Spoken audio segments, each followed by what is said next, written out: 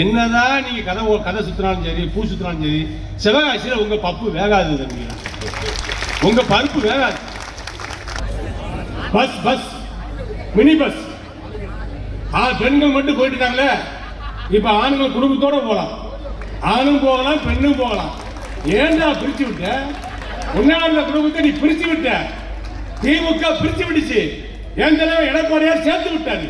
புருஷன் முன்னாடி சேர்த்துவோம். திருத்தங்கள் இருக்கியா? பள்ளியாட்காட்டில் படமாக்க போறியா? உன் மனைவியை கூட்டிட்டு போ, இல்ல உன் காதலியை கூட்டிட்டு போ. 2 பேரும் சேர்ந்தே ஓசியில போங்க. டிக்கெட்டை மட்டும் எடுத்துக்கீங்க. செஞ்சது யாரா? அறிவிச்சது யாரு? கொடுக்க போறது யாரு? எங்களால எடப்பாடியா. பெண்களுக்கு திமுக அரசு கொடுத்திருக்கின்ற ஓட்ட பஸ் இருக்கு, அதெல்லாம் வராது. நல்ல பஸ். புருஷன் முன்னாடி 2 பேரும் நிம்மதியா உட்காந்து கார்ல போகலாம், சிறுத்தூருக்கு போகலாம். அங்க இருக்கிற மார்க்கெட்டில் சரக்கு வாங்கிட்டு நேர திருத்தங்களுக்கு வரலாம், சிவகாசிக்கு வரலாம்.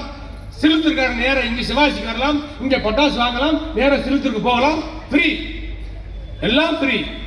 வேலைக்கு செல்கின்ற பெண்கள் 5 லட்சம் பேர்களுக்கு முதல் தவணையாக 5 லட்சம் பேர்களுக்கு 25,000 ரூபாய் மானியம். ஸ்கூட்டர் வாங்குறதுக்கு நடந்து போக வேண்டாம், பஸ்ல போக வேண்டாம். வேலை முடி வீட்டுக்கு வந்து வேலை முடிஞ்சு வீட்டுக்கு வர்றதுக்கும், வேலைக்கு வீட்டில இருந்து ஆஃபீஸுக்கு போறதுக்கும், ஸ்கூட்டர் வாங்குறதுக்கு உங்களுக்கு பணம் குறையா இருக்கா? 25,000 ரூபாய் அரசு மானியம் ஓசியா கொடுப்போம் என்று சொல்லி அறிவித்திருக்கின்றார் தேர்தல் வாக்குறுதியாக எங்கள் பொதுச் செயலாளர் எடப்பாடியார்.